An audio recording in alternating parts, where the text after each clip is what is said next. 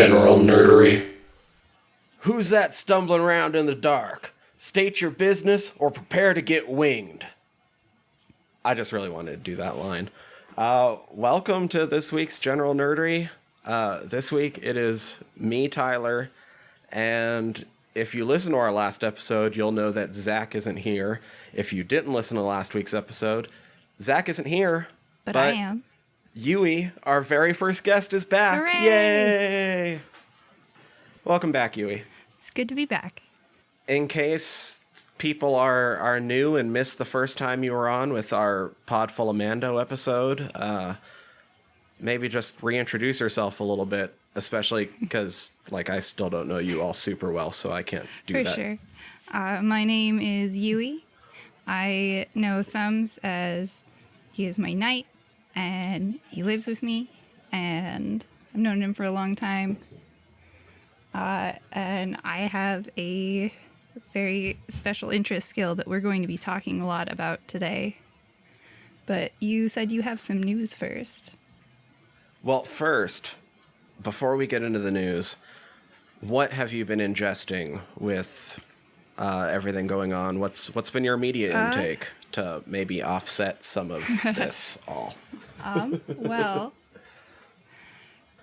I have been mostly just preparing for what we're going to be talking about today, and that's been a lot of Tarantino films, which I'm not super happy about, but we'll get into that later.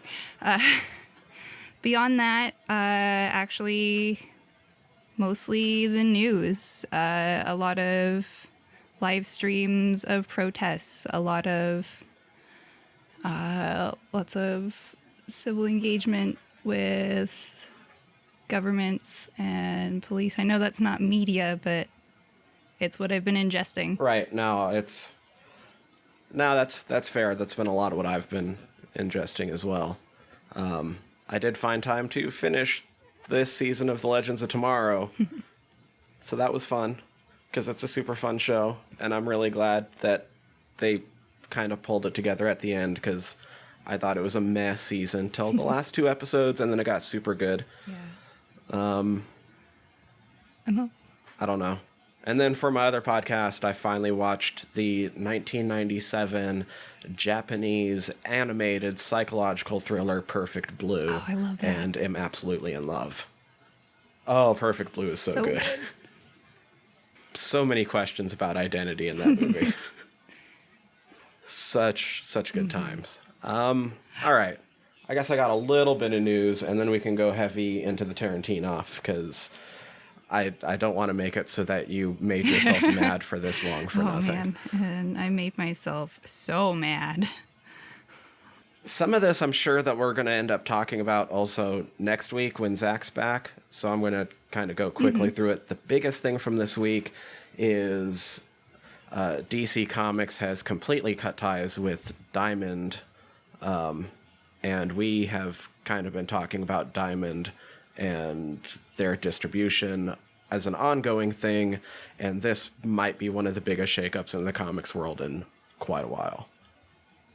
I know you don't have too much to say. Yeah, I don't really know comics but too well, even though I'm currently sitting in front of an entire wall of them. But yeah. Yeah, the main thing is Diamond basically is the main distributor for like 90% of the comics industry. Oh.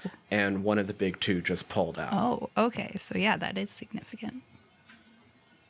Who knows what that's all going to lead to? I'm sure me and Zac are going to talk about it way more in depth next week. For sure. By next week, there might be even more info, because right now it's still kind of new and everyone's like, oh shit. Okay, so that just happened. Let's see. Tying back into the first time you were on this show, in some good news, Mandalorian Season 2 is still on schedule despite coronavirus. Yay! That is good news. We were actually just rewatching some of the first few episodes of Season 1 last night. Yay! I need to do that myself. Yeah, apparently they've been doing well enough with doing everything remotely that everything is still planned for October. Heck so yeah, something to look forward to. if anybody was worried about that, yay. Yeah, exactly. This is kind of neat. Criterion, the Criterion channel has removed the paywall for most of its movies from Black creators. I think there's probably still some rights and licensing issues and all that, so that they weren't able to do it for all of them quite yet. But films from Julie Dash, William Greaves, Kathleen Collins, Charles Burnett, Khalik Allah, Maya Angelou, and more have all been made free to watch. Interesting. Does that mean that they would then get like ad revenue then returned to them? I'm not positive how that's all working out. I do know that along with this, Criterion is donating quite a bit of money. And more of those details can be found over on links on like their social media and stuff. I'm not sure exactly what's all going out there, but at least they're making this the art from these creators more easily available, which making is it always kind of accessible neat. and visible. Exactly. I just hope that there is something in place so that they're getting paid as well. Yeah, for sure. Hopefully. That is a good first step. That is definitely something. Right. That's a good first step. Kind of ties in. I mean, I know you like some film. It's kind of why you're here. So I mean, I did go to school for it. I guess I should have mentioned that when I was introducing myself. Like, I did go to school for film theory. I didn't graduate with a degree, but I did go for like 5 years. Spent a lot of time critically analyzing film, and that's a lot of what I've been doing this week. So, and then two more things that kind of tie in partially to possibly this week and what we're going to be talking about, as well as just the fact that me and Zach have been continually dancing around the fact that in a lot of cases, people's faves might be problematic. yes, I am very well known for pointing out that maybe a lot of Hollywood directors, even some of my favorites that I acknowledge, are maybe weird and manipulative and do some kind of questionable tactics in how they direct their films. On a more problematic and just got fired from a show bent, Hartley Sawyer, who has been playing the elongated man on The Flash, just had some pretty vile tweets from a bit earlier in his career come to light, and has been fired. But beyond that, J.K. Rowling keeps kind of putting her foot in her mouth. Oh my god, and saying a bunch of shit that she needs to not be saying. The last time she started dancing around like transphobic issues, I was like, all right, I'm ready to drop this. And then she started off on what she said recently, and I'm so upset and disappointed and also mad and ready to erase all existence of Harry Potter memorabilia from my life, which includes the tattoo on my arm. Oof. Yeah. I don't have the exact statement in front of me. If you out there haven't been keeping caught up, Rowling already has a history of not great statements, and recently was making fun of some inclusionary language that is really the way that we should be moving forward. And God, it sucks when people suck and they make things you like. Yeah. No, it's incredibly disappointing, and yeah, that's very relevant to what we're going to be talking about today, especially with some of the research that I did to prepare for this, with the theories that I built from watching the movies that we watched. Yeah. I don't want to dwell on it too much, but I had to at least bring it up, especially because she's such a big name in genre and just continually does this bullshit. Yeah, and it's like, especially at this we're going to time. have to get to that, right? We'll probably have to get to that Your Fave is Problematic episode sooner than later, Possibly. Because I am about to eviscerate Tarantino. Well, before that happens, we're going to just take a quick break, get set for this. I'm going to try to get braced to not cry. And we're going to go into this Tarantin-off. Oh, yeah. All right, so before we get super started in earnest, I wanted to start with 2 apologies. One, because the whole point of you being on here is you don't like Tarantino. So I've hated him for a long time. So I had a super enjoyable week, and you had to put yourself through some shit in order just to be ready for this, and I super, super appreciate it. So I'm super sorry that you had to go through it, but, like, thank you. And the other apology is we mentioned it a long time ago, and we still have not got you on Fried Squirms to talk about The Lighthouse, and that will have to be rectified soon. That is okay. Like, I am down to talk about that movie whenever, and rewatching that one is not going to be torture.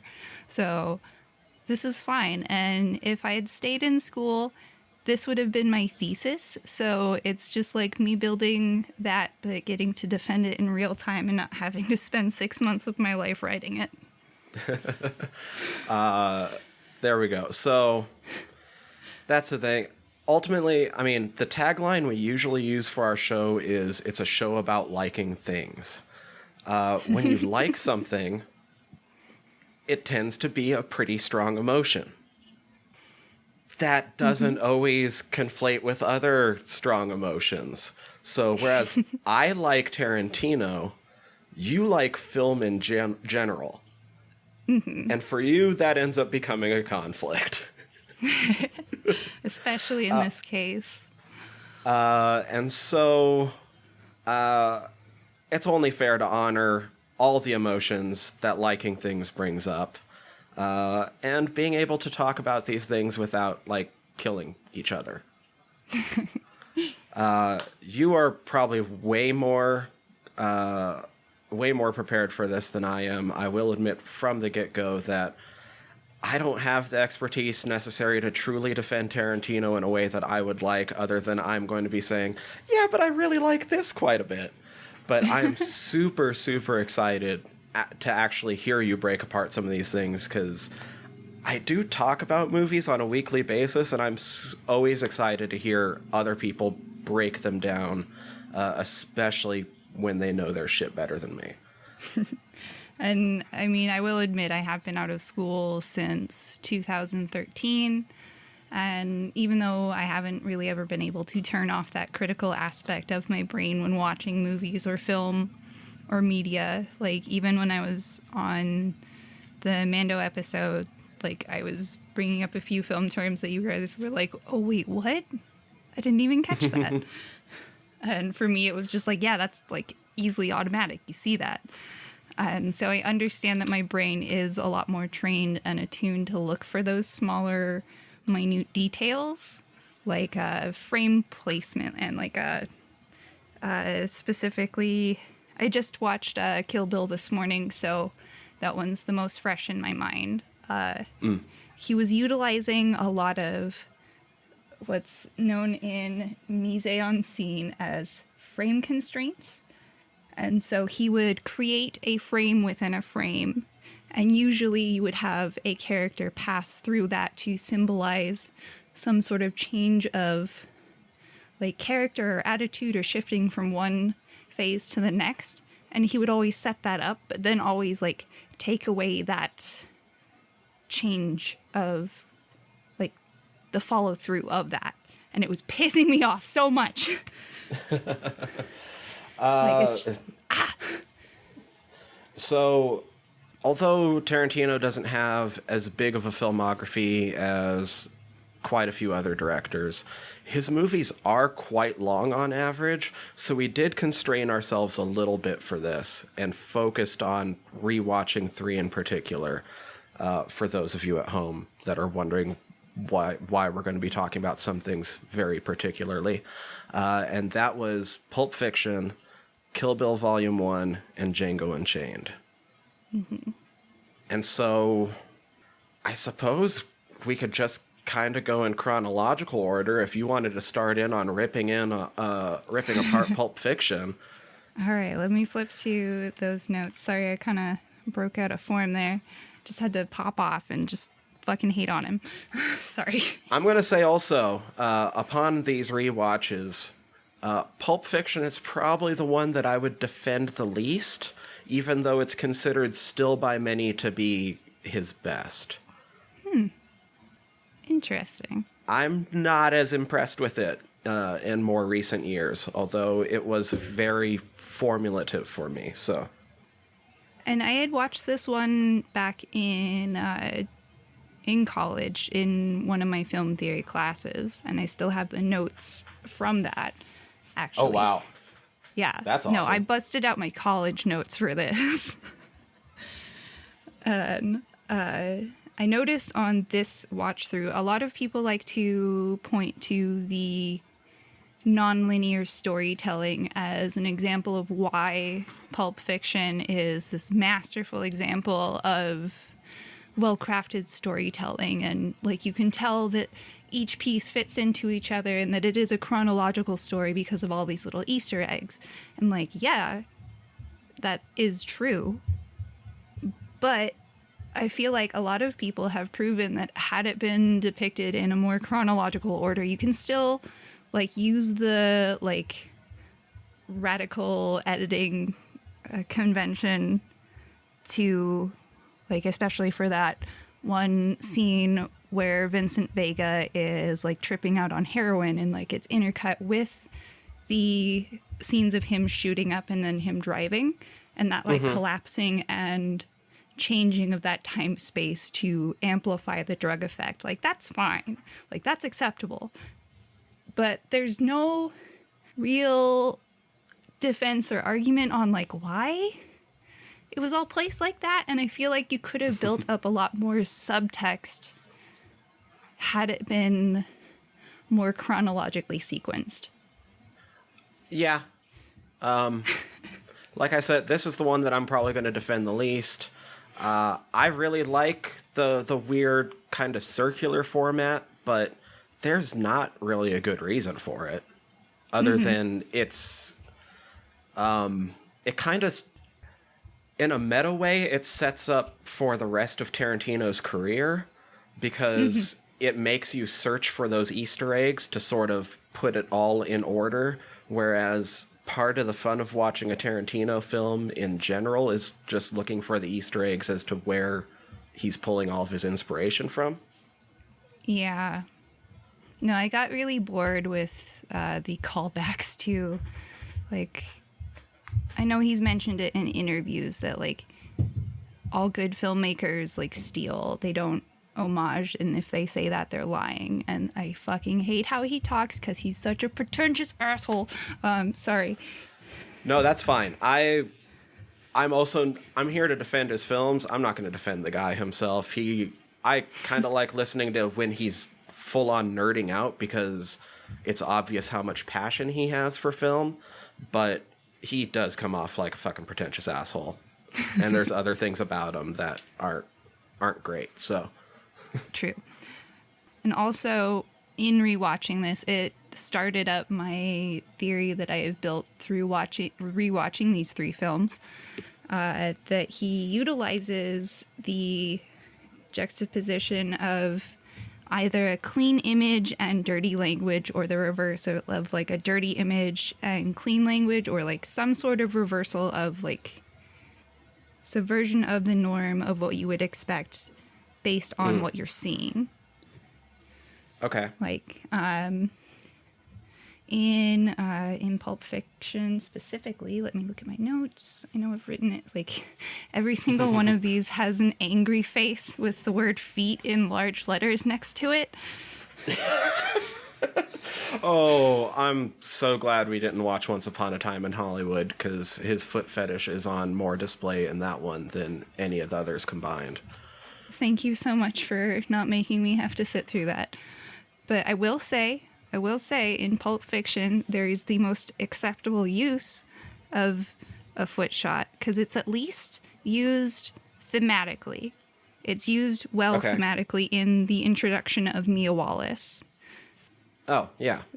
Like, because before this point, even with the story kind of like broken and chopped up, we've heard a lot about both of them, like both Mia and Vincent, but we haven't seen like in person like their face. So they're kind of like these like deity-like figures. Mm-hmm. And then especially with how Mia introduces herself, like with that sort of like chopping up, well, there's sort of this gross objectification of her with like the weird singular body parts, but I know it adds to the mystery of the character. And so when we do see her bare feet in that shot leading up to like the pan up of her body from behind, that one is a little bit more acceptable than all of the other ones that I watched. Like, that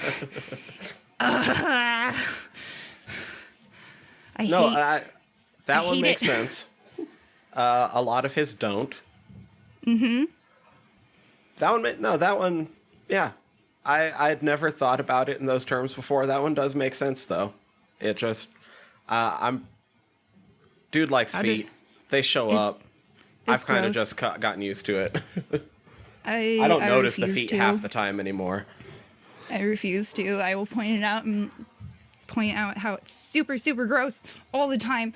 And like, especially when it's unnecessary. Yeah, and I'm not a fan of feet.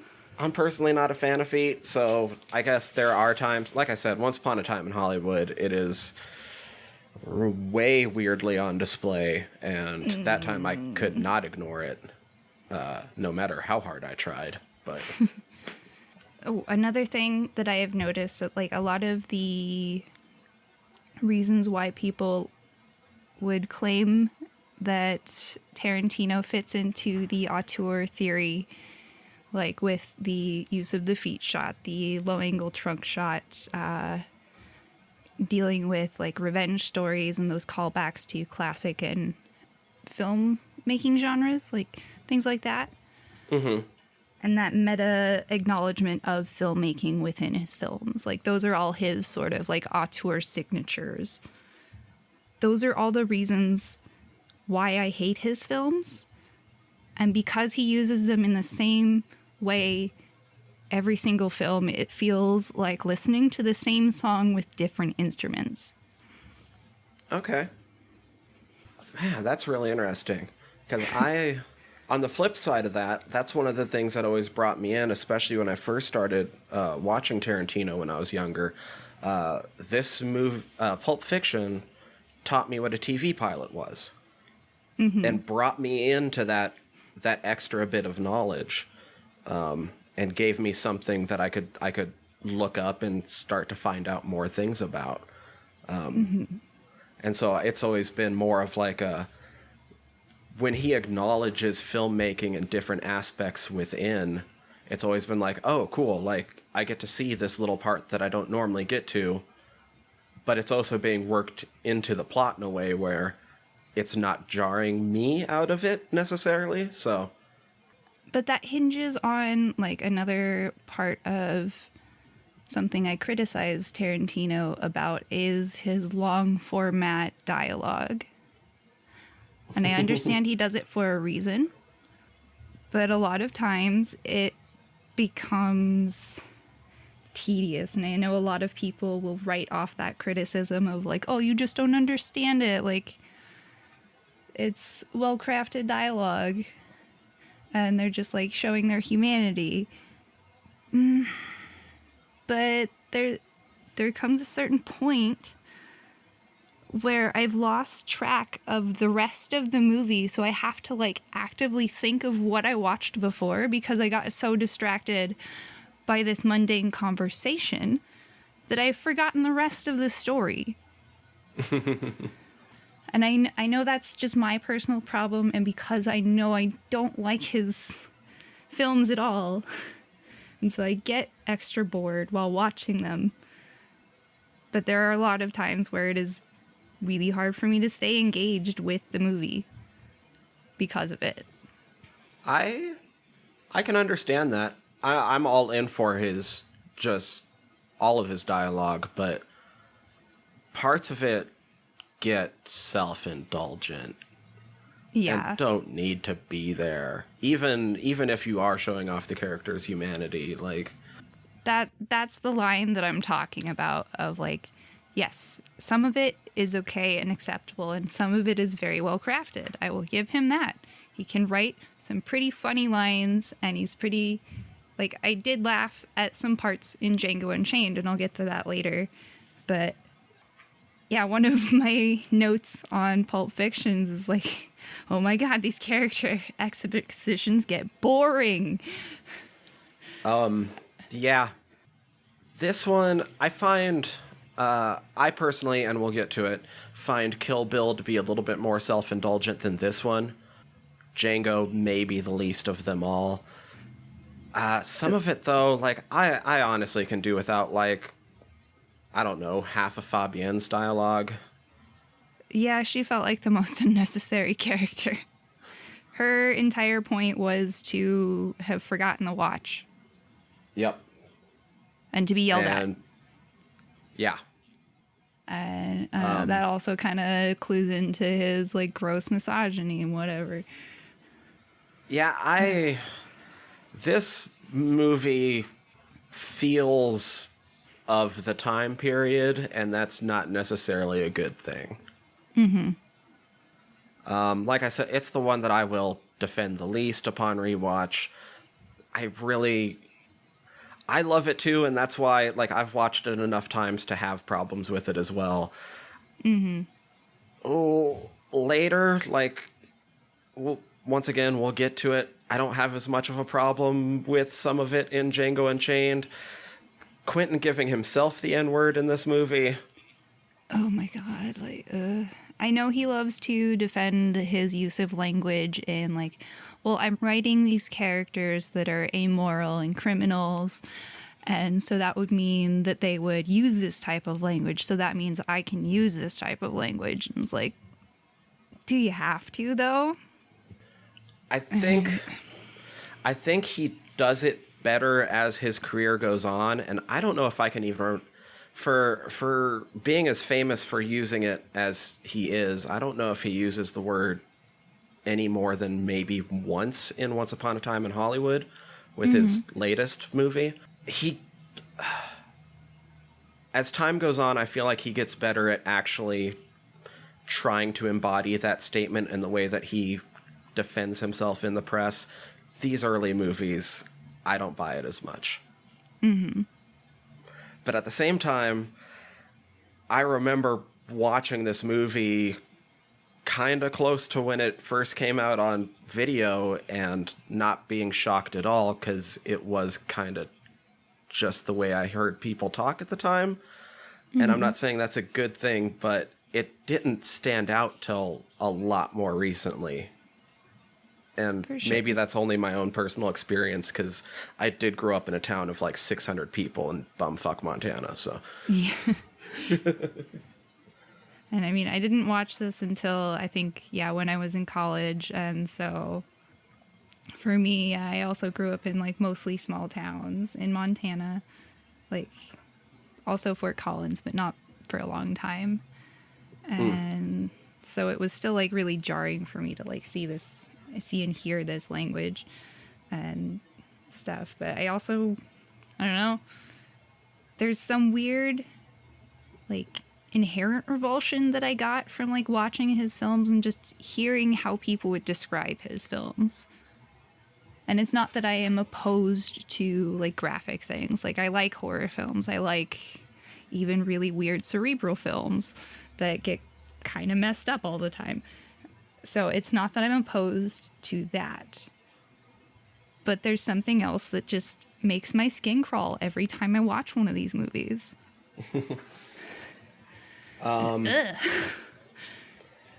ultimately, I find Pulp Fiction to... This will kind of be my entire theme for kind of how I like Tarantino. He's, in general, like my favorite gateway drug, and Pulp Fiction was my gateway drug to him in general. Mm-hmm. But at this point, for me, it's a lot of nostalgia. There are, like, some of the lines and shit I still fucking love. I quote alongside Jules some of his fucking lines. Say what again, motherfucker? I mean, yeah, English motherfucker, do you speak it is a wonderful line. And I will admit that it has been an iconic, like, you know, held up masterpiece in, like, film critique worlds. And, like, it has changed the cinematic landscape from its time forward. But that can be said of a lot of other terrible movies. Right. While we're on Pulp, before we move on to Kill Bill, or if there's a lot more you want to say about, because it's a, 2 hour, 40-minute movie, there's a lot that we're just sort of skipping through, but is there anything you were surprised to find you liked more than you expected to? Even if it's not, like, truly like, but maybe you're like, oh, okay, so that wasn't bad. I know a lot of people give, like, Butch, like, the Butch Fabian storyline a lot of flack and be like, oh, it was unnecessary. Like, unfortunately, that felt like the most cohesive part of the story for me as presented. Mm-hmm. Even though, yeah, it contained the most kind of graphic sequence. And yes, that's always really hard to watch. And yeah. And I kind of don't really want to talk about that sequence just because of how graphic it is. And it feels like everybody has gone over that a lot. And I don't feel like I need to. Because I have a lot of opinions about politics of representation. And I will get into that more with Django Unchained. I was clued into this one sort of subtext theory of when viewed chronologically, you could read some of the characters and situations as a sort of like Odyssey-like journey. Okay. Where, let's see if I remember this correctly. Like, if you view Marcellus Wallace and Mia Wallace as, like, kind of a, like, Hades and Persephone-like pairing, like, in that sort of mythology, and then all of the interactions they would have, all of them sort of revolve around a sort of, oh, shit, I should have keyed up more references for this or written down more things. I'm so sorry. It's okay. You're already like 5 times more prepared than I am. So, because I remember watching this watch through of Pulp Fiction with that in mind, and I'm like, yeah, that does kind of make sense. But now, of course, I've forgotten all about it because I'm so mad about watching Kill Bill this morning. So anyway. Because let's see. I'm just trying to think about it, because then I have to reorder it just to make sure that it's chronological in my head. So I'm like, okay, so it's like the first part of chapter 4, then chapter 2, then chapter 6. Mm-hmm. And if you view, like, Jules and Vincent as, like, the Hades underlings, and they have that sort of religious experience. Well, at least Jules has the religious experience, and then passes and wanders it on off to become a Jedi. Yes. But then he passes that revelation through the briefcase to, to Pumpkin, like the fucking Tim Roth's character. Yeah, Pumpkin. Yeah. Pumpkin and Honey Bunny. Yeah. And he sort of passes that revelation off to them to then change their lives. And then the rejection of that revelation through Vincent ends up in his death via Butch, who is that sort of like Odysseus character who has to go through the trial by fire to save like the person who was going to kill him in that sort of like repaying of the debt. I think. Yeah. That all lines up. Yeah. I kind of like that. Shit. That was the only other fun thing that I learned about that. But again, that's all just reading the subtext through that lens. Do you have any theories about what's in the briefcase? I mean, especially when paired with what I was just talking about. I do like the theory of it's Marcellus' soul. Oh, that's always been a fun one. Yeah. And especially with like the like callback to the Band-Aid on the back of his neck. It's like, oh yeah, of course. So for me, especially with that subtext reading, that's what's in the briefcase for me. And beyond that, I don't fucking care. I kind of thought that would be the point. Anything else on this one, or should we move to Kill Bill? Only other thing is I really wish we had gotten more of the wolf, because especially on this the wolf rewatch, is amazing. Yes, I want an entire movie of the wolf, and even if Tarantino directed it, I would possibly still watch it. Yeah. Oh my god, the wolf is so good. But I think that's all I had to say on Pulp Fiction. Yeah, for me, at this point, it's a lot of nostalgia. The stories are fun, but they don't go anywhere super revelatory for me in any way. If Tarantino's my gateway drug, then this was my gateway drug to him. That's fine. Kill Bill. All right. Like I have written in my notes, I hated this movie. Like, I'm so sorry to everyone who likes this and thinks it's cool. I hated it. Okay.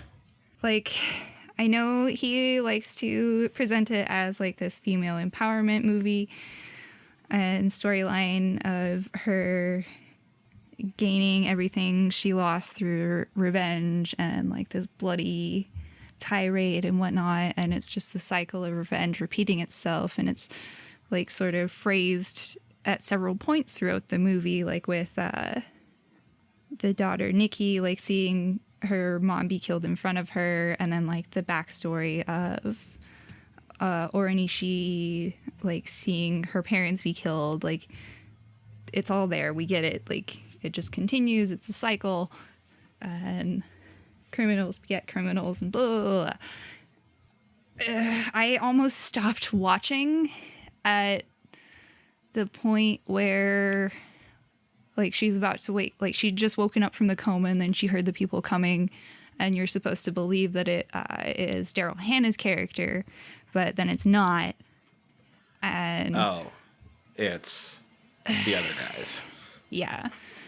And I know, like, with how that sequence ends, it's supposed to meant to be like, oh, well, she, like, killed them, so it's fine.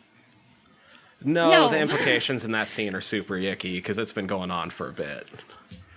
In a sort of reference to that dichotomy of image and language, like, you have, like, that nurse character who's supposed to be, you know, there to protect people and like is running this gross system, and like you see the like tub of Vaseline that he gives them that is absolutely fucking disgusting, because like it's just a representation of like that mismatched either image and language or whatever, and how he presents it doesn't make it okay.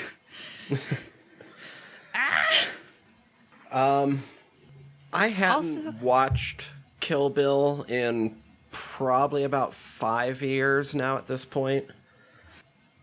This is another one where, upon rewatch, I'm not as enamored with the entire thing, but especially compared to Pulp Fiction, there's moments in it that I'm in love with. But once again, it's a lot in the sense that Quentin Tarantino is like my favorite gateway drug.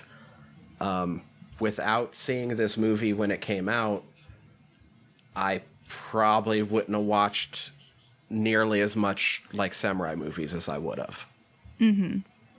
Looking up stats behind and like who worked on this movie was like what led me to watching Drunken Master for the first time, since some of the choreography in this was done by Wen Wo-ping. And upon a modern rewatch, parts of it are just icky. Yeah. But I'm trying to think of all the good things that I can try to say about it. Oh, his continued use of Dutch angles in this movie. Like, I know he loves to be like, oh, I laugh in the face of regular film conventions. I know I watched a little bit of like some breakdowns of part 2 just to find out like kind of what happens, but it would all then allude to that lead up of like, yeah, you're the killer, and that Superman speech and things like that. So he loves to say that he doesn't use classic film conventions, but he totally does. I'll be honest, Dutch angles usually stick out to me just because of how much I loved watching the 66 Batman series when I was growing up. I don't notice many of Tarantino's Dutches. His are very, very slight. They're not always really intense, but they're there. Like every time you have a flashback to the black and white sequence of the wedding, it's always skewed. And usually a lot of times when you see the bride, it's skewed. Or at least like there's those lines in the frame to create that skewed angle, to imply that like we're not getting the full picture or there's something off about this retelling. Yeah. To me, the strength in my love for this movie comes, as I already mentioned, mostly in moments. His moments of obvious homage in this movie, I don't mind. They create some really neat looking sequences. Like I said, it was my gateway to finding the originals of those sequences, and I love seeing it all put together. I guess it wasn't as apparent in Pulp Fiction, but Kill Bill and Django is where, like, it's worth bringing up the fact that I am like 1,000,000% on board for hyper-violence. Real violence is very reactive. Something gets hit or gets cut with a certain amount of force, and that causes a reaction. Whenever you get into the realm of hyperviolence, you get to direct the reaction, and so many more options become opened up, often to the point of the absurd, which is a lot of fun for me as well, because then you get a lot of humor mixed with violence, and that's not everybody's cup of tea, but it is definitely mine. This is where he starts to play with that, and I have, like, the Crazy 88's fight sequence. I don't like a lot of the fight choreography, but a lot of the individual moments are amazing to me. The basically the Lady Snowblood fight with Orenishi is fantastic for me. The reference to, oh god, it's during the Crazy 88 fight, but I can't remember the name of the movie it's referencing, but when she's in front of the solid blue, or not solid, but because it's the blue got black lighting, and it's just black silhouettes. Yeah. I'm totally blanking on the name of the reference right now, but just kills it so good for me. The Daryl Hannah walking with whistling Twisted Nerve. Fantastic. What's not fantastic is this is like Tarantino at his absolute sloppiest paying homage. Okay, so was the constant continuity errors an affect of like the homage effect, or was that just him being lazy? Like what in particular? Okay, there was a few where, like in the opening scene where she's fighting. Oh, geez, I forget Vivica her. Fox. Yeah. Vernita Green.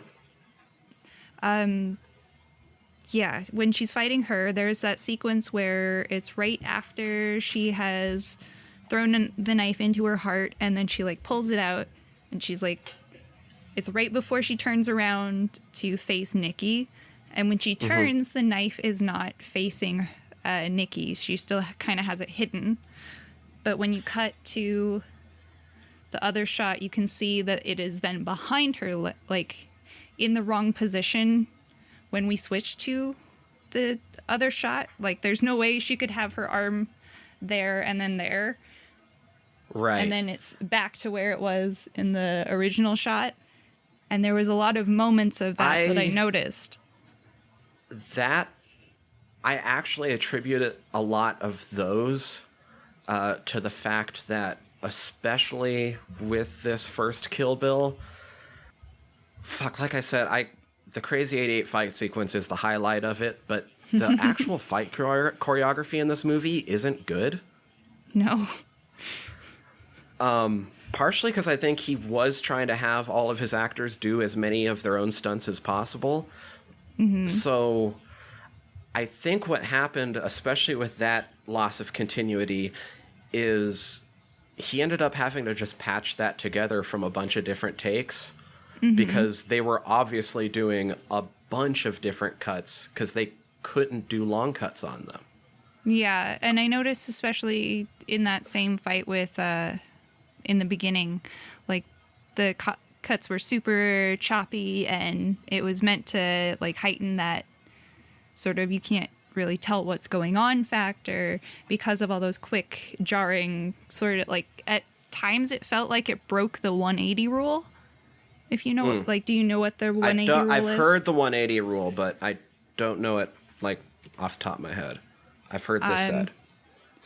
Just for reference, if you would imagine a scene, there is going to be an invisible line where the camera cannot cross over that line, or whenever the shot is placed at a specific point, it's just going to look wrong to your eye. Okay. Like, you can place it at any point along or away from the line, and that's fine. Like, you can go to the right, you can go to the left, you can go back, you can go right up to it, but you cannot cross over it, or it'll just look incorrect. I would say just being able to replay that fight really well in my head, because the amount of times I have seen this movie, even though it had been a bit, it almost certainly breaks that probably a number of times. Yeah. Some of the continuity that stuck out to me was that when they're lining up while facing off with the knives, and you end up seeing the school bus behind them through the picture window. Yeah. They take like 4 times too many steps to actually get in that position from where they started. I didn't actually notice that, so wow. Maybe 4 times is overblowing it a little bit too much, but like it should have been 2 steps in there right there from where they start setting up that scene. Yeah. And that goes on for like 8 more seconds until they're like in that position. And I'm like, that wasn't right. Why are their feet still shuffling? They're there already. Stop it. I don't know. It's weird because this movie was like, in a big way, my intro into really paying attention to these things. And now going back after I've seen it done so well, it's weird. I almost want to, I brought it up a number of times. If people want to see a better done version of the Crazy 88's fight sequence, watch Takashi Miike's adaptation of Blade of the Immortal. It starts with a fight with a guy taking on 100 guards, and it's 100 times the better version of that fight. Hell yeah. Because I got super bored during that one. It's not a lot of guys just standing in the background waving around their swords like they're facing the fucking Teenage Mutant Ninja Turtles. and then getting their legs chopped off because she's breakdancing too much. Yeah. Yeah. A little bit of that still happens because it is one guy taking on 100 people. Yeah. But Mike does it in a way that's much more kinetic, and it feels like the only reason at times he is facing them one-on-one is because of how quickly he's managing to kill them. So the kinetic energy of the action flows a lot better in that. And anyway, I just fucking love that movie. I got done watching that sequence, and I had to pause this movie and go watch that first 10 minutes and then come back. So. Oh, and then something that I had meant to bring up in the Pulp Fiction, but Oh yeah. so he's talked about how he has his like in-universe universe, where Yes. like this like Kill Bill would be the type of thing that like characters in Pulp Fiction would go to the movies to go see, right? Right. Okay, and so for me that does forgive a lot of that like really hyper formalistic, over stylized violence. Mm-hmm. But at the same time, it makes me mad because I don't know, it just feels like a really cheap justification of it. I don't know. You could still have this same story and have it, I don't know, not as intentionally going for camp and still have it be impactful. I don't know. Maybe it's just because I haven't seen all of the film, like all of those reference films that he's alluding to in that style. But I don't know. The story format and the like 70s styling of films is still very apparent. And it's off-putting to me. Let's see. Also Kill Bill features the most unnecessary feet shot out of all three of these movies that we've watched. Oh, okay. Which one would that be? I'm trying to think of the feet shots in this movie real quick. The one I am thinking about is specifically when they go to the House of Leaves and like, right? It's the end of the movie and the band is playing and like everybody's dancing. You're like, okay, yeah, whatever. And then like they cut back to the band and you're closer up and you're like, oh, they're all barefoot. And then like she's singing and then it's hard cut to her feet and then hard cut back to whatever else we were doing. And it's like, why do we need that? It's no. Yeah, I knew it was going to be somewhere around there. I forgot that the 5, 6, 7, 8s had their own foot shot. Like, I was trying to think. I was thinking it was going to be because I'm pretty sure my favorite speech in the movie starts with a foot shot. Does it pan up when Oren Ishii does her speech? Does it pan up starting from her feet, or am I just imagining that? Yeah, like where she's like running across the table to go cut off the guy's head. Mm-hmm. Yeah. It starts with feet shot. Well, no, I think it moves like her body is moving very like fluidly and then you see her feet moving very quickly and then it's to the head flying. So it's all like it's done in three shots. Mm-hmm. I love that speech. I love that speech so much. Also, unfortunately, the copy that I watched had no subtitles for the Japanese. Oh, shit. So it was really hard to, understand parts of this movie. But I was mostly watching for the, like, overall shot method rather than, like, the language, I guess. But I know that probably leaves me out of a lot of key story context. And I'm willing to admit that. I'm trying to think of what you would have missed. Fuck, I don't know. Not without it being right in front of me. Like, I definitely got the emotional tone of the scenes just because of, like, how the language flowed. And with having watched a bunch of samurai movies before this, because Like, even though I hated on Tarantino, like, I've still watched a lot of those classic samurai films. And so I understand the emotional tone that they're, like, kind of following. So it was easy to pick up through, like, context, even if I didn't understand the actual language. One of the things, Tarantino, part of why I like him is he just pulls together a lot of things I like. Like, I always get happy when I see Go-Go come on screen, just because Chiaki Kuriyama is in Battle Royale, and I fucking love Battle Royale. And so does Tarantino, and that's why he got her to be Go-Go. Or seeing Michael Parks on screen, because he worked with him in From Dusk Till Dawn, because he wrote that and Robert Rodriguez directed, and he went on. Michael Parks goes on to do one of the finest, in my opinion, one of the finest performances on film. God, I can't fucking talk. In Red State that I've like ever seen. So I love. It's just weird Red when State. I'm just like, oh look, Earl McGraw.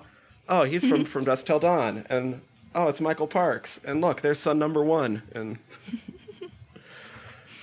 it just makes me so happy. Was there anything, once again, like with Pulp Fiction, was there anything in this that you liked more than you were expecting? No. That's fair. Like, I'm trying to think of anything that I liked in this movie, and nope. All of my notes are just, like, weird, either fragments about, like, the way the frames were constructed, or my notes on how I really didn't like how this was going, and there's two angry faces in separate places, like one for the feet shot and one for like that scene where the police are like surveying the scene, and they're viewing what they believe is a dead body, and they're like looking at her disfigured face, and they're like, look at how pretty she is, and Yeah. like again with the pairing of the like, this is supposed to be a person of the law, and then like using that low derogatory language to like make that moral line a gray one and like muddy it so everyone is an amoral, like gross person in their own way. And Although considering what we've been seeing from the law lately anyway. I mean, yeah, not entirely wrong. I will say, in this movie, the whole making the sword sequence might be one of the most self-indulgent things I've ever seen Tarantino do, and even I picked up my phone and just sort of tuned out during that, like, 10 minutes of the movie. Was that when, like, she went upstairs and then, like, they were viewing all the swords, and he's like, she was saying, give me a sword, and then he sort of just left? Yeah. Okay. And all the little bit before that, when she's first talking to him down and getting food and shit. And You speak Japanese like we speak Japanese. Yeah, all that stuff. I'm just like, I'm good. I think you just really wanted Sonny Chiba to be in your movie. Yeah, and there's better ways you can do that. You could write better characters. And that's what, like I said, that ties into the sloppiness of him wearing his inspirations on his sleeve in the Kill Bills is just, there's almost no acknowledgement between this one and the second one, which we didn't watch the second one for this, but it is part of the same whole.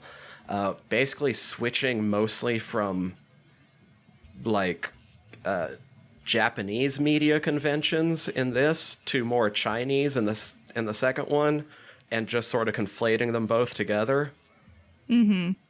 Which I feel like he kind of did, because that's how he was introduced to them, because that's just kind of the way they were introduced in the West, was all at the same time. You had martial arts movies just as a general whole, but yeah, no distinction on like weird. where it actually came from or the discipline. So But yeah, Right, even just viewing this movie and then seeing the scenes that I watched from part 2, there's just a stylistic difference that is like, whoa, this is supposed to be the same story, but it looks entirely different. I do remember back from the time period when I originally watched this back in 2003, just me and all my friends that loved it so rabidly wanting to know what the bride's real name is at the end of it. That's something I don't know why that little mystery box worked so well. I still don't know why it worked so well, because it worked on me again, even though I know what her name is. I mean, even think of like the briefcase. He intentionally puts these unknowable mysteries in his movies that are never going to be solved, and that adds to the whole like mystery of his genius, and I'm over it. Well, at least with the bride we do find out her name. Beatrix Kiddo. But even knowing her name, I found every time they blanked it out in this movie, I was like trying to read lips. I'm like, is that what they're actually saying? And it turns out I suck at reading lips, so It's really hard. And then the movie that was weirdly kind of the inspiration for us doing this in the first place, because I have a tattoo on my leg that's a mashup of some art from Morpheus from Neil Gaiman's Sandman and the Chain from Django Unchained. And you were over here and mentioned not liking Tarantino, and I'm like, look down at my leg, even though I think I was wearing pants, and I'm like, oh. Like, I will admit, out of the 3 that we watched, for being a Tarantino film and having the like common Tarantino isms, I disliked this one the least. Yeah, but I hated it a lot more for other reasons. Okay. Let's start in on those. All right. So I feel like this movie suffers from the white savior complex, even though it is supposed to be that superhero, like, again, revenge story to like empower our main character Django, but it is all done through like the help and guise of the teacher through Dr. King. Okay. And I don't know, that I couldn't get over that, especially with watching this movie again 3 days after all of the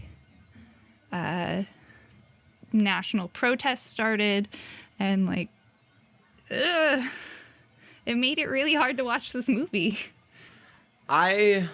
So that's definitely not a criticism I hadn't heard before, and one that I have watched the film with in mind. Of all of these films we're discussing, I probably watched Django ever since it came out, probably 3 or 4 times a year. And I probably listen to the soundtrack at least once a month. It's not there. I do think there's a lot more, especially when you rewatch it a lot of times. To me, it reads, I don't think Quentin was trying to do this. And this is... Sorry, I'm fumbling all over my words because I have so many emotions coming at once. The biggest thing that King Schultz does for him is finally provide the education that had been lacking previously. In most of the scenes, Django, and all of the things that end up helping him out in the end, is already a natural in and had never been given the opportunity to do. What Schultz provides mostly is that opportunity, and in the end, once again, I don't think Tarantino was intending this, but especially in light of things that are going on these days, and growing up as brown, I'm not black, but as brown myself, it's also a weird kind of warning that there's still only so far that you can trust white people so far sometimes. Like, I Because kept in the waiting end, for... Schultz Oh, sorry almost fucks him over. As good Yeah, of an ally as he tries to be most of the time, he can't get past his own shit in order to help someone, and almost fucks him over. And then it ends up still being Django having to use all those things he learned to do it in the way that he suggested in the first place, that his white ally wouldn't listen to and insisted that he knew better. Mm-hmm. Yeah, and I kept waiting Django for finally that. wins by doing his original suggestion, basically, which is just fucking kill him. Yeah. No, I kept waiting for the moment when Dr. King was going to intentionally fuck over Django. Like, maybe that was just from, like, seeing Christoph Waltz in Inglourious Bastards and, like, oh, he's gonna, like, be an evil character again. But, I don't know. I kept waiting for that moment where there was gonna be that shift in character in Dr. King, but then he ended up dying, so I was like, oh, hey, I was wrong. So I was surprised. I think Dr. King's an interesting character for me, because he's the one whose my opinion has changed maybe not the most in all my rewatches, but maybe the most, because everyone else is kind of straightforward. He's a lot shittier of a person than he sort of seems upon the first couple times through because of how charming he is. Yep. Again, with the, like, dichotomy of, like, language and image. Like, he uses his, like, very flowery language to not only confuse the white Southerners, but also to, like, gain that power and influence by, like, code switching. And, like, being in control of the situation at all times through language and through that, like, unassuming image of, like, oh, well, I'm just a dentist. You don't have to worry about me. But, bang, I've killed you. Especially now that you've pointed it out in those other movies, I will say that I do think this is the movie where that dichotomy is most intentional, considering that's... Oh, yeah. The dichotomy is completely Calvin Candy's character. You can't dress up shittiness. And he does everything he can. Yeah. He does everything he can to put on the facade of being fancy, but he's just a country, uneducated, slave-owning garbage. Yep. No, like that sort of behavior of, like, even when talking to all the slaves, they're very well-spoken, even if they aren't, like, well-educated, they still speak plainly and clearly, unlike even the poor white Southerners who mumble, and you can understand the slaves better than those other people because he's trying to reverse that image through that subversion of language and what you see. God, and for me, like I said, Django is the one that I'm going to have the hardest time sort of fumbling my words through, just because I feel like I have a weird... I don't know if it's weird, because I've heard other people describe it as well. But a different relationship than a lot of my peers, even that I grew up with some of these black protagonists. Once again, they weren't ever for me. It's not mine. I'm not trying to lay claim. But growing up brown, surrounded by white people during a time period... It was something you could identify with. It was something different. Yeah. Most of the time growing up, there wasn't a lot of Mexican Americans. There wasn't a lot of Latinx people on TV. So every time I could, I would watch the black shows. From all time periods, even. I remember, like, my dad being almost, like, I don't know. He found it kind of strange that I loved whenever TV Land would do a Flip Wilson marathon. But I would just be like, oh shit, I'm going to watch all the Flip Wilson. And then I'm going to throw on some Family Matters and Hanging with Mr. Cooper. Because it was closer to seeing me than I'd ever seen before. Yeah. And then the problem with that is a lot of the times, especially in films that are considered film and not just movies, the black experience is either of being inner city or being beaten up as a slave. Yep. And in that time period, the white savior thing was even more apparent. Oh, yeah. So this movie came along and gave me superhero black man, putting on the guise of things that I grew up, like I grew up in the West, cowboy culture. Thanks to my previous love of Robert Rodriguez and Quentin Tarantino from years before, and the fact that they reference the original Django like every single fucking movie they make, seeing all of that come together, this strong black man as Django, as a superhero killing the shit out of these fucking racist assholes. Oh, yeah, that was super satisfying. I'm not going to deny that. Like, I will give it credit.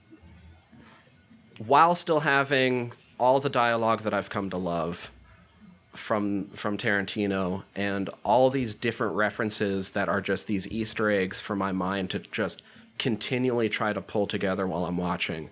It was like my favorite fucking jigsaw puzzle of all time that still told a story. And I think it's super, super powerful laying it out on Front Street that you are literally putting a black slave in a Germanic myth. Mm-hmm. And something's awesome there for me too. I don't know. Yeah, like out of all of the ones that we've watched, the one I would be most willing to rewatch would be Django. I will admit that. Like, I would still probably, like, get bored and upset with a lot of the framing choices, even though there is that, again, that use of the frame within frame technique, especially for the prison imagery in the opening shots. Okay. Like, when they're walking along that sort of row of trees, it's meant to, like, imply those prison bars, like, right before Dr. King shows up. And that was a really well-crafted, like, frame. I will admit that. There are a lot of very specific frames in this movie specifically that I really did like and could aesthetically appreciate. But, I don't know. Again, with that, like, continued use of the, like, subversion of language versus image and, like, playing around with that, that was a better example of it. But again, I couldn't get past the language even when, like, put into the 1800s time period. So yes, it is a lot more understandable that this would be the common language of that era. But right. I don't know. Because I was watching a video. I was watching when Quentin did an interview with Sway over on Shade 45. 109 instances of the N-word. Yeah. Even more than Jackie Brown, which was an homage to blaxploitation. Yeah. But more than I can't defend it in Pulp Fiction. In this movie, every time I feel like it's in a place where you're meant to feel it and be like, oh yeah, this is what's going on. This sucks. I kind of wish I wasn't having to hear this, but this is what's going on right now. Mm-hmm. And I don't know. Parts of this movie stay with me in a big way. I part of it I did it to myself. I will tell this story real quick. The very first time I watched this movie, opening day, December 25th, 2012. Going and watching this on Christmas first off was weird anyway, but me and Jesse, also a friend of the show, he's been on. It was before we actually became roommates, but we decided to make some edibles for the first time. And we ended up making them, probably about 10 times stronger than we were really meaning to. Oh, no. And really did not, like, do a good, like, test bite. We were just like, well, we made brownies. Let's each eat a brownie before we go to this. The shit was like horse tranquilizer. And no. I'm probably just like the deepest in like this super edible stonedness that I had been maybe in my life at that point. And D'Artagnan gets ripped apart by dogs. Oh, geez. Yeah, that would be some shit to watch. And I don't know if I have ever disappeared further into a movie seat. I can still feel that exact emotion that I was feeling at that time to this day. It was the chemical helped sear it in so well. Yeah. And it's He hard. does build dramatic tension very well. Like, and again, paired with those long dialogue sequences that release through the dramatic tension via the really intense, sometimes gory action, and especially in that sequence, like, it snaps you back into attention for a reason. And he's even said it himself that he particularly uses and scripts his movies to play the audience like an orchestra for those emotions. Well, and he doesn't use a traditional score for like the same reason. Mm-hmm. Like I said, I listen to this soundtrack once a month. And if I don't listen, that's probably on average, because sometimes I'll just have it on for a week straight. And this might be one of the better movies where he makes use of the fact that he grabs songs from all over. Mm-hmm. He stated before he doesn't like using soundtracks made for his movies, because then he's basically giving up that control to someone else to put what their version of the music should be like over that scene, when he can just pick a song that he knows makes him feel a certain way to put over that scene. Mm-hmm. He might have outdone himself unintentionally on this one, because when Django is having to settle into the role of black slaver on their way to Candyland, they throw on Rick Ross's 100 Black Coffins. Oh, yeah. Rick Ross is a correctional officer. Oh, man. That's one of Florida's finest right there, Rick Ross. I don't know if that was intentional, but upon rewatch, kind of knowing that, I was like, oh shit. Probably. Right? On top of just beautiful use of some of my favorite Western songs, Sister Sarah's theme from Two Meals from Sister Sarah super jumps out. Mm-hmm. I don't know. But there is one thing that I love this movie so much I had part of it tattooed on my leg. It also has my least favorite thing in any Quentin Tarantino movie. What is that? During the gunfight where Django eventually gives up at the end. Mm-hmm. The song that starts playing, it's a mashup of The Big Payback and a Tupac song. Mm-hmm. I don't know why it's... Anyway, that particular remix samples lines from the movie you're watching. And it's not edited around those lines so that they don't pop up. And it bugs the fuck out of me that you're hearing that movie be sampled in a song that's playing over that movie. Okay, because I totally thought that was just like them having flashbacks. I totally didn't pick up on that. Oh, no. No, it's that song remix samples the movie. You can listen to it on the soundtrack, and it plays the same exact way with the and I like the way you die, boy. Like, oh, no. And it bugs the fuck out of me every time, because otherwise I love that gunfight. But oh, no. Oh, fuck. Why, Terrence? Anyway.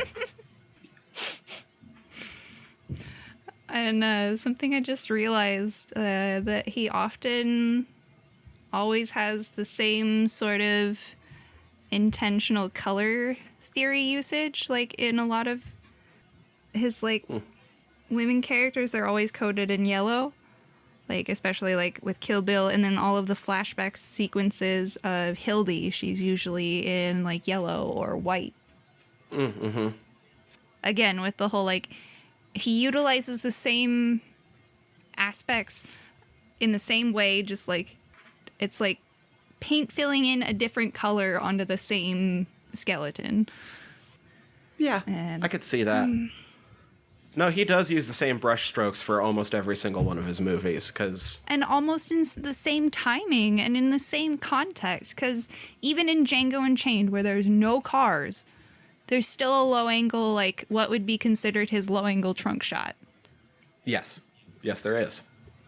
And there's one in Kill Bill. There's obviously one in Pulp Fiction. Like, it's really boring and derivative to see the same thing in the same context every single movie. Like, I know a lot of people who hate on Quentin Tarantino usually end up liking Wes Anderson, and I myself fall into that category. But you can see the evolution of Wes Anderson's style when he starts experimenting with those different formats, like especially after he starts using, after Fantastic Mr. Fox, when he starts doing that specific positioning, you can see how that translates and affects his work from then on after. Mm-hmm. But you never really see that evolution in style with any of Tarantino's works. It's always the same beats, the same storylines. It's revenge. It's about amoral characters. And it's going to be hyper-violent, very stylized. He's a slave to always having to make sure that you recognize his homages. Yep. And it's partly what made me a fan, because it makes, when you get the homages, it makes you feel like you're part of a club. But you're right, it is extremely repetitive, because it means that every one of his movies, in a little bit of a way, is a spaghetti western, is in a little bit of a way a kung fu movie, and to make it recognizable, he has to reuse certain things over and over again. And I don't know if that's like intentional pigeonholing or that that's just genuinely how he wants to make his art, but I don't feel like he should be considered one of the greatest directors of our age for that. I don't think he should for just that alone. Maybe for Django. I will say, in my opinion, there is a lot less of that in his latest Once Upon a Time in Hollywood, which we didn't watch for this or anything. Yeah. It's fine. He doesn't do a lot of that because, for once, it's not him making a Western, it's him making a fairy tale. Mm-hmm. Even though it's based on the, like, real events? He changes the real events again. Okay. As much as I am a fan of him, I kind of come away from that one being like, I'm really glad he got to make such a personal movie, but it's not extremely exciting to me. Mm-hmm. He grew up in Hollywood and has a great affection, obviously, for movies, because if you get him on a nerd rant, it's an amazing bit of like film history. He knows, he's studied and knows so many little facts. It's astounding. Mm-hmm. So that one does away with a lot of what we see. He still uses a lot of the same camera shots, I'm sure. I didn't pay as much attention to that. But he often reverts back to just relying on that, like, 2-shot setup of, like, shoulder over shoulder, like, cut from scene 1 to scene 2 a lot, and I found it really boring. Like, come on, dude, you can do a lot more. And then it makes those, when he breaks away from that, it makes those camera shots where the continuous takes in Kill Bill were a lot more apparent because of that really heavy use of the 2-shot to actor setup. And I don't know, if you're capable of planning out and doing those continuous one-take shots, why are you relying on really easy fallback work? Right. I did point this out. He has when we were first talking about how we were going to do this, and because I was bringing up Once Upon a Time in Hollywood so much anyway, I'll just get this out of the way now. Because I have watched all of his stuff, because I am a fan, I do want to just say like a couple sentences on each one. Reservoir Dogs is all right. it's a great. I mean, I whether or not you like Tarantino, I feel like most filmmakers don't have such a strong jump onto the scene, and it's awesome because of that. For me, it's the movie that made the big giant reference to the 66 Django and what made me watch that in the first place. So I think Reservoir Dogs was the first Tarantino film I ever watched.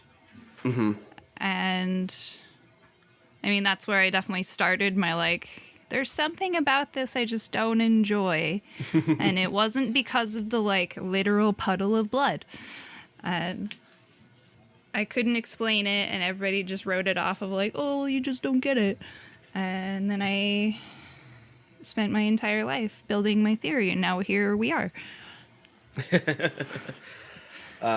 Wrote True Romance, worth it for Gary Oldman. We already went through Pulp Fiction, did Story on Natural Born Killers.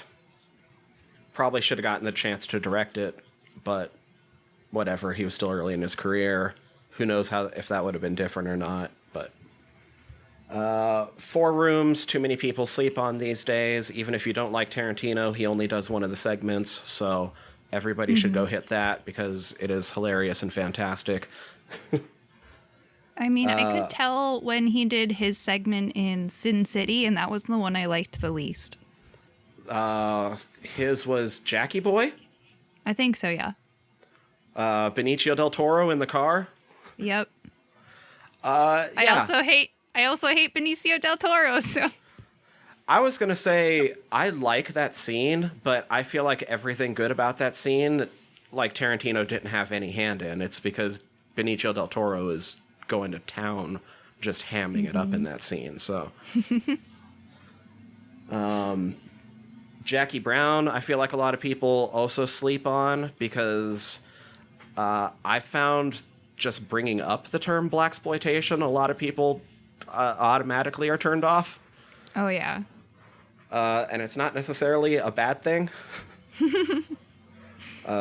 It gave some of the original super strong characters for those communities, and I think there's a lot of... It's bad that there was something called blaxploitation maybe in the first place, but I think a lot of good came out of that genre anyway, and I'm glad that somebody was willing, especially in the 90s, to point that out, even if maybe it wasn't necessarily his place. Yeah. Oh, before we completely move off Django, I do want to say that's the one... Steven. Yeah. That was Samuel L. Jackson's character? Yeah. Although a story to be told for sure, I did sort of feel like maybe that's where Quentin really overstepped his bounds with Django. I'm not sure if that's a story for him to tell. I think the rest of it's fine, because I think a measure of removal was kind of needed to make Django. I kind of feel like a black filmmaker would get ripped apart worse for making this movie. Probably. Except for the Steven character. I mean, even look at how, like, Ava DuVernay was treated for how she made, like, she was the one who made the one about the riot that MLK went through, right? Okay. I believe so, yeah. Like, I'm blanking on the title of the film. Was that Selma? Yes. Okay.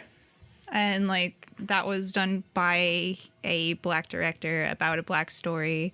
And, yeah, it was panned by the media and, like, kind of silenced. But then it also was then nominated for, like, awards because of all of that backlash for the silencing. And so, I don't know, maybe it was... Who knows? Yeah, it's a story. It's there. Those people exist within every culture, every race. Not necessarily maybe Quentin's to comment on. No. However, that being said, I do think Steven might be Samuel L. Jackson's maybe finest acting performance. That was definitely a very good performance by Samuel L. Jackson, and I'm sure that was an incredibly complex character for him to play. But I remember watching this interview I did, I think it was for that movie, where it was Quentin Tarantino, Samuel L. Jackson,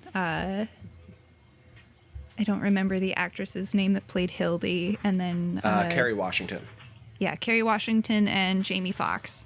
They were all on, I don't remember the name of the show, but it was like some BET show. And the amount of uncomfortable that is on Samuel L. Jackson's face while listening to Quentin Tarantino talk in this really uncomfortable, like... I don't know if there's another way to describe it, but a jive accent, unfortunately. Oh. Like, he does not sound like himself. He is definitely, like, utilizing that code switching and then that image change that I mentioned before in all of his movies.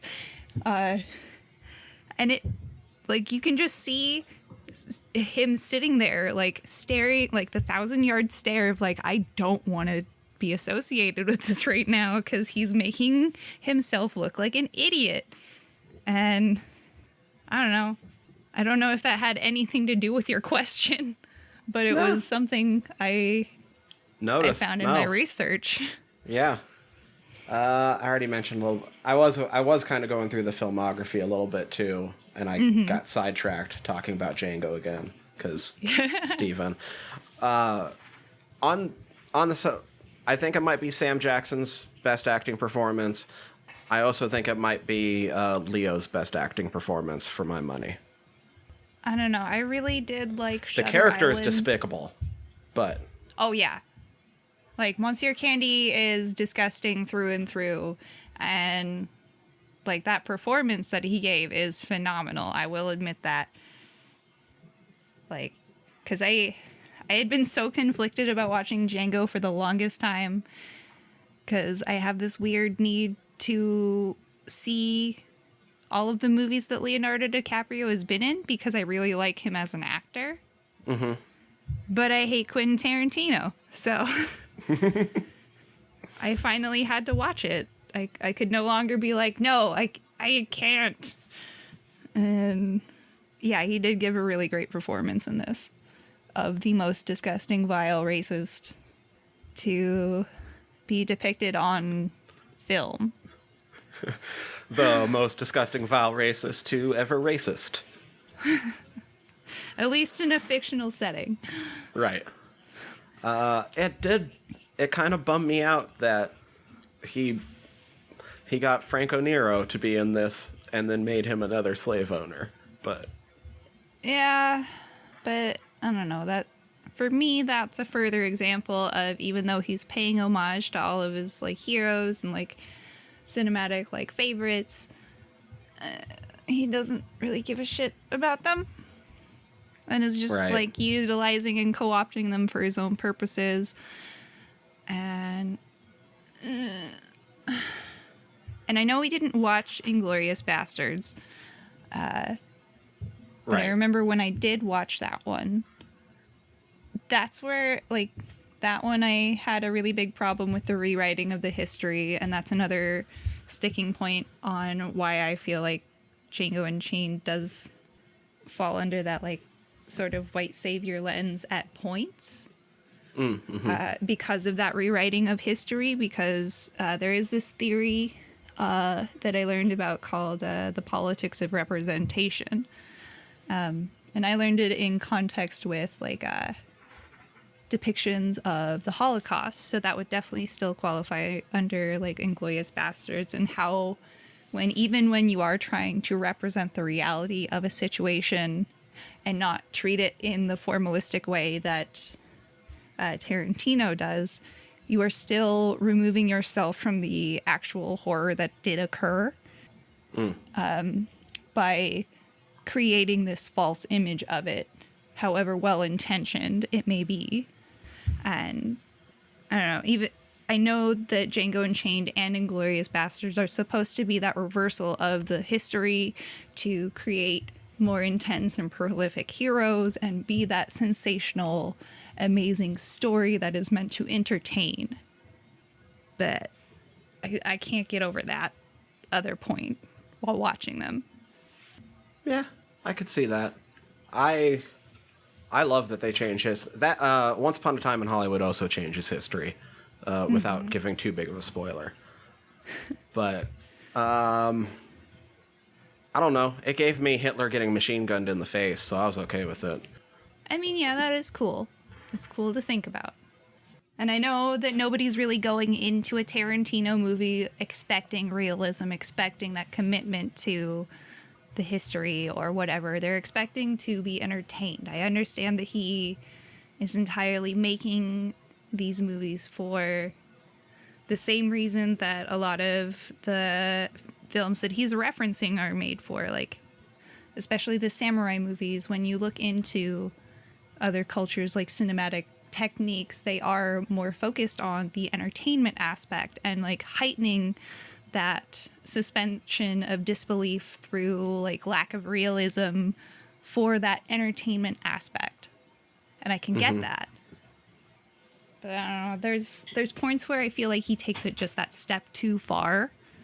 And it's a really hard line to pin down because, again, with his like muddying of the line of like morality, it's then hard to pin down the line of like where it becomes too much.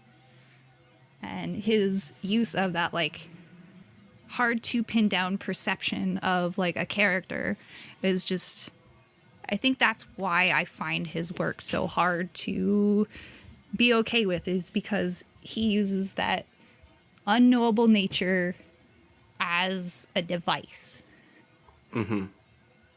Okay. If that makes sense. I don't know. Yeah. I'm just trying to reframe it, thinking it from your point, because for me, like especially like Inglourious Bastards, I remember sitting in the theater as I knew it was getting towards the end of the movie and starting to feel myself be kind of bored because I knew what was coming, because it's history. And then it turned out I didn't know what was coming. And that was one of the biggest surprises that movie could have given to me. And made it something far more than it would have been otherwise, because it got to fully indulge in fantasy, I guess. And I was all for that, because otherwise I knew what was coming. And I didn't want to know what was coming at the end of it. I don't know. But for me, I guess that leads back into like that predictability of all his movies. Like when you go into a Tarantino film, you know that certain number of things are going to happen. And I don't know. Maybe it's just because I think he's such a gross person that I think his art is gross or something. On the subject of Inglourious Bastards, that's where I first met Christoph Waltz, and Hans Landa maybe has some of the best dialogue of any character I've ever seen on screen. I could hang on his every word in Inglourious Bastards, and I think it's partially just because of Christoph Waltz's performance, and he is so effortlessly charming in it, but yeah, maybe not the words definitely themselves. That utilization of the like commanding language, but knowing that it's a gross person on the inside. Like for me, even though Monsieur Candy is a wonderful, wonderful like contextual villain, that character for me is the one that's like, I love to hate this man because he's so bad. But also I hate that movie because of the complete stopping of the movie to introduce the backstory, which is another thing that he has utilized, like in Kill Bill with the backstory of Oronishi'i. How they just like completely stop the movie to have like a movie within the movie.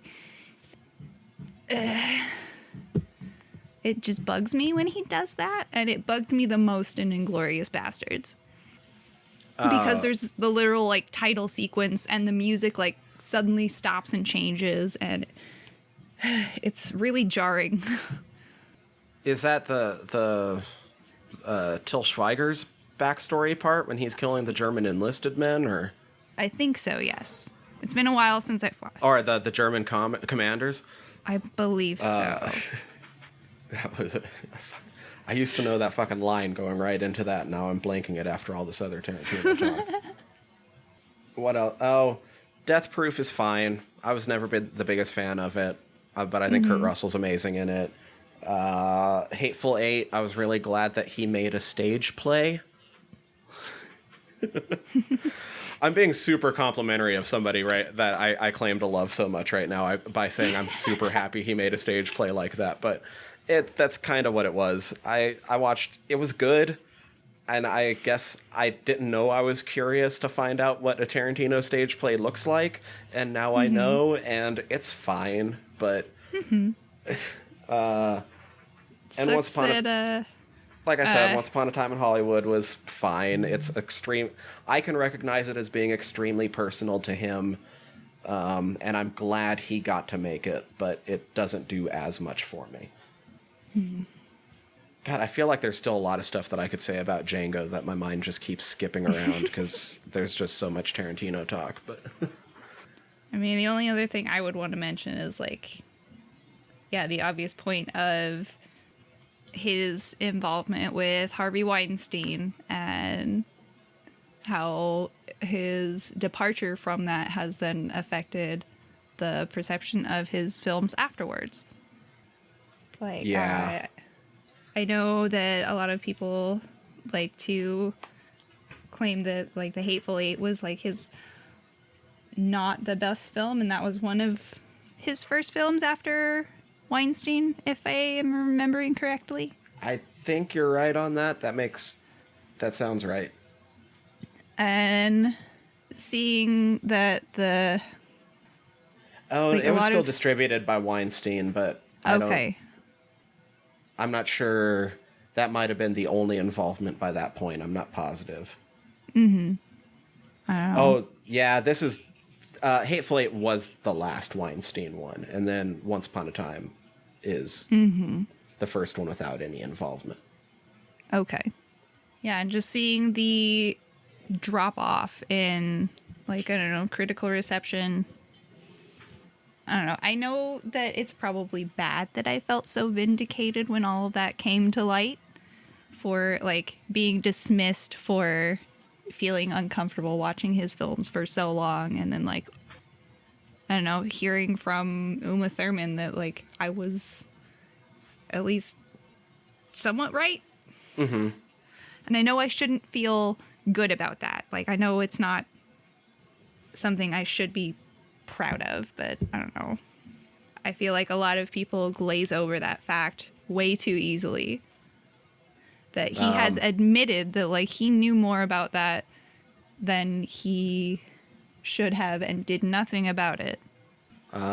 With him especially, I feel like people have kind of just stopped bringing that up too much. And that was one of the things where I'm like, I like listening to him nerd out, but I'm not necessarily ever going to defend the man himself.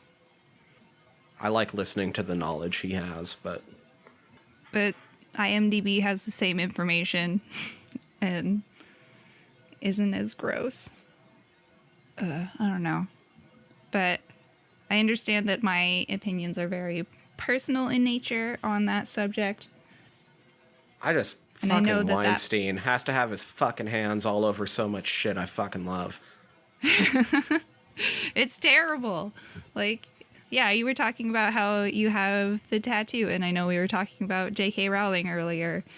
And yeah, I'm supremely upset that I'm definitely going to get my arm covered up.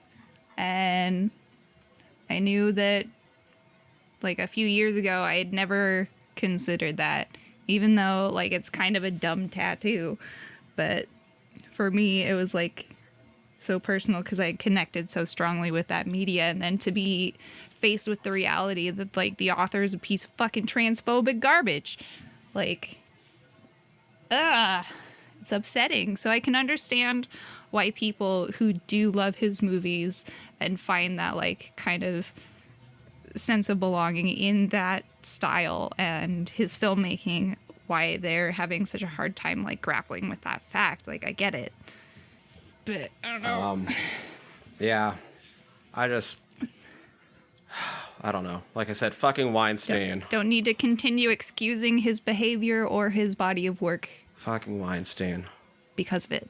Tarantino, Rodriguez, and Smith. 3 of my favorite directors. All of their early shit all done Weinstein Company and Miramax. Fucking blows. I mean, wasn't Kevin Smith also involved with Weinstein as well? Yep. Yeah, and I know when that involvement came out, like he started donating all of his residuals to All of his residuals from the Weinstein-owned, the early Miramax stuff and the Weinstein Company stuff. And if at any point those residuals don't make up this difference, then he's committed to donating, I think it's $2,000 a month towards, I can't remember the program exactly. I mentioned it on one of our early episodes, but Yeah. it's for women, some sort women of charity that filmmakers. helps. Yeah. So that's like a good step in, like, you know, instead of like, well, I didn't, you know, do anything about it, but I guess I'm sorry, and then never mentioning it again. Yeah, well, that's a downer. Sorry to end on such a shitty note, but I hate Quentin Tarantino so personally that it bleeds into his artwork, because his artwork is, in a sense, an extension of himself. And I know that can be said for a lot of other directors. Like, one of the examples that immediately always pops to my mind is Darren Aronofsky. And how he treated Mila Kunis and Natalie Portman on the set of Black Swan. Like, I don't know if you've heard about that.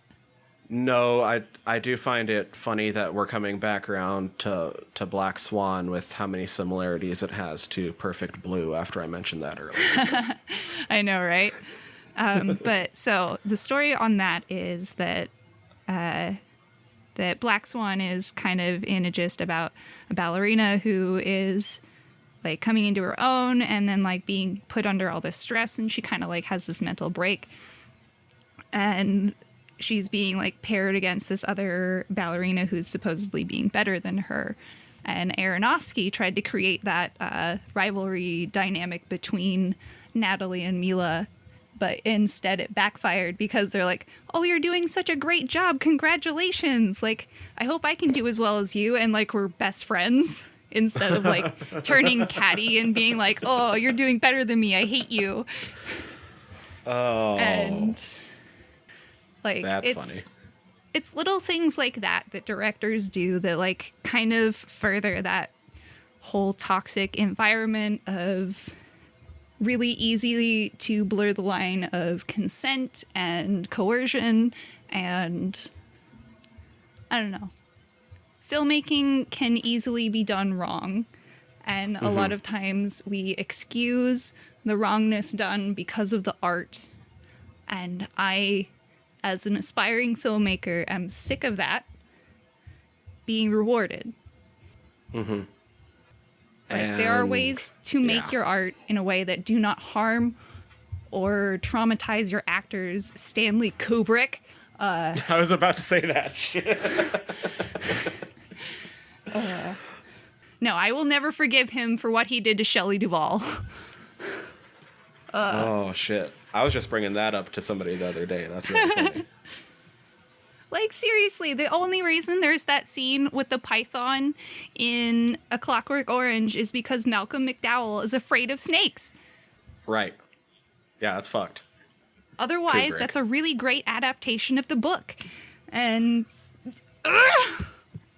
Although, of course, missing that last chapter. yeah. I need to reread that book. Anyway, we have rattled off on a lot of Tarantino, and luckily, despite what we were just talking about, we don't have to end on a bad note, We don't. because we can still end with our recommendations for the week. Mm-hmm. Unless there's something else you really want to go off on about Tarantino. I don't think so. I feel like Okay. I've said enough. Because I'm here for it. I'm here for it. You're making me think about a lot of these things. I didn't realize quite how much he repeated himself in some of these things. Yeah, like his weird I knew it was there, like his reliance on the not fully executed low angle shots and like Dutch angles and like these hints of like deeper film understanding but not well utilized in his own films. I don't know.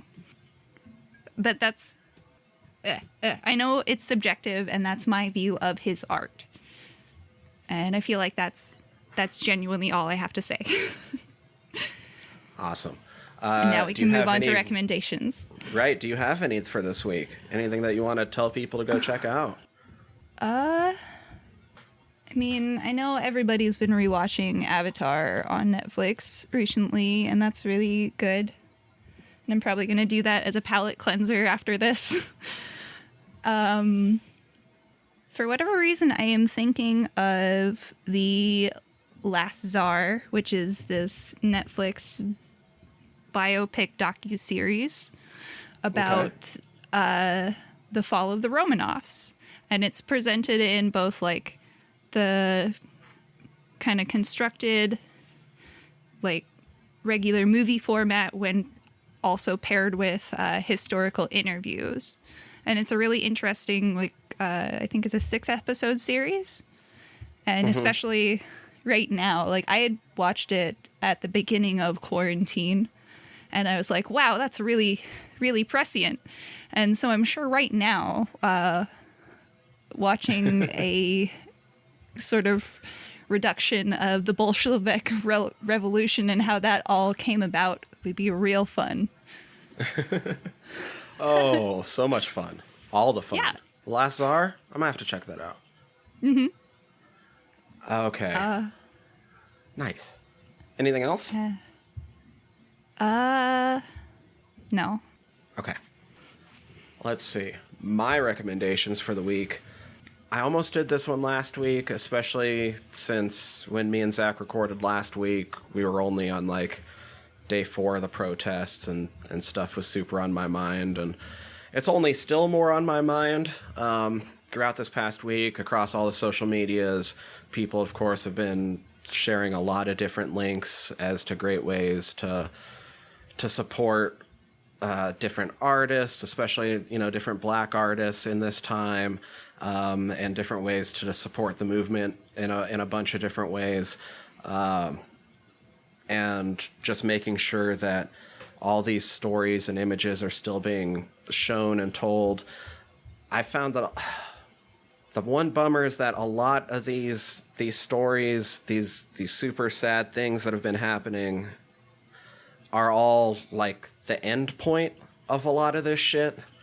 Mm-hmm. And there's a lot of good information going around about how to think about some of the more the different racial stuff that might come up in day-to-day life.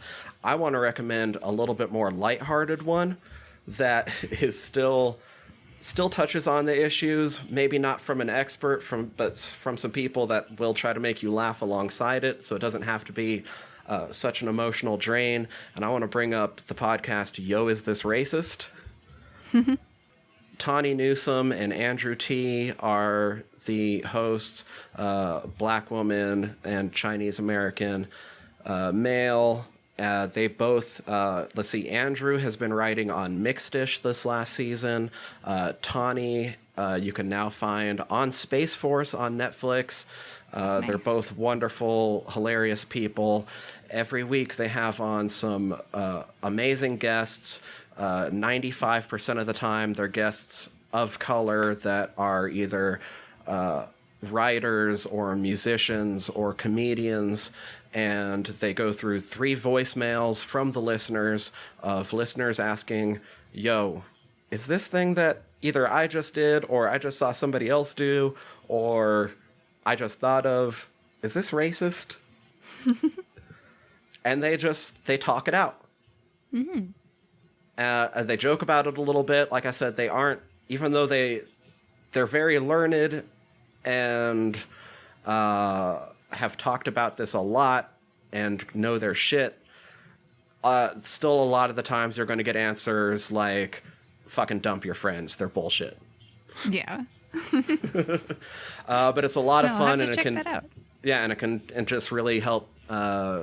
Just a lot of the shit isn't easy, is what it comes down to, and a lot of the times you end up finding out that, like, if you're even in the right place to be asking the question, yo, is this racist?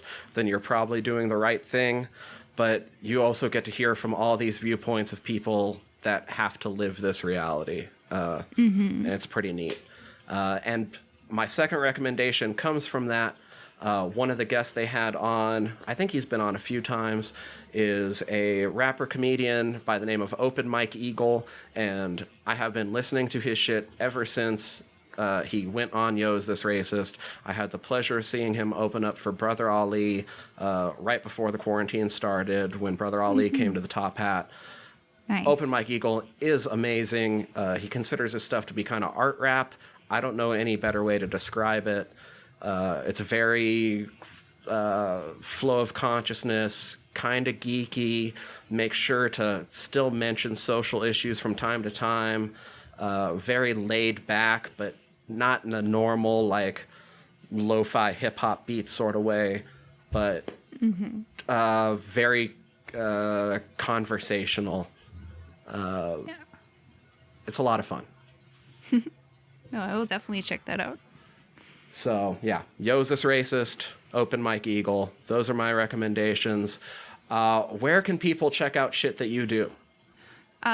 You can find me on Instagram and Facebook at Faunhaus Designs, spelled Faunhaus Designs. I make a lot of bone art. I do sewing and embroidery and a lot of really witchy stuff. Yeah, I sometimes hang out with you guys, but I don't really do any other podcasts. Yet. Yet. It's hard when your equipment keeps failing. Right. Yeah, feel that. In order to keep listening to me rattle on about shit, once this show is over, and Yui is unfortunately, I mean, you'll be back. Probably. But with my normal co-host, Zach, please hit subscribe however you're listening to us right now. That would be super awesome. Also, if you can rate and review, that's even doper, because everything is algorithms these days, and that just helps out in general. Numbers count. And we would love that. You can also go check out the website, www.generalnerdcast.com. You can contact us through the website or by emailing us, generalnerderypod@gmail.com. While you're at the website, if you click the links up at the top, you'll notice we are part of the Earworm Podcast Network. Go check out the other shows. Listen to me talk about horror movies and get stoned with my buddy Danny over on Fried Squirms. You can listen to Zach and Malark talk about war and war philosophy and war gaming, all that stuff mixed together over on The Art of Wargaming. More shows to come, but, you know, the world's on fire right now, plus there's a pandemic, so. And it takes a while to research stuff. That's absolutely true. I just once again want to thank you so much for coming on, Yui. Thank you for giving me a platform to hate on Quentin Tarantino so openly. And yeah, if you get a lot of hate mail because of it, let me know. And I would love to respond to it. The only I mean, you might get a little bit of hate from my old roommate. He's up there with the Tarantino love with me, and I know he listens to the episodes. So, Jesse, be nice if you decide to write him. That being said, after listening to you and knowing that you have even more to say about things like his shot composition and stuff, I wish I knew how to, like, make, like, videos and shit, because I would love to give you your own video essay where you get to go in even more on him. But this was hard enough. Like, honestly, preparing for this it felt like being in school again. Once again, I'm sorry for putting you through that. It was fun despite how mad I got. Oh, and also, because somehow I didn't say it yet on this episode, congratulations, Zach and Cece. Oh, yeah, that's right. Congratulations, Mom and Dad. They got married, and it was super cute. They talked about burritos. Yay! We'll have to hear more from the horse's mouth for sure next week. For sure. Well, thank But you for again this for week- having me on. Oh, anytime you want to come on, feel free to. Just bug Zach. I All right. certainly don't mind. But for this week, I'm Tyler. And I'm Yui. And dismissed? Dismissed. Yeah.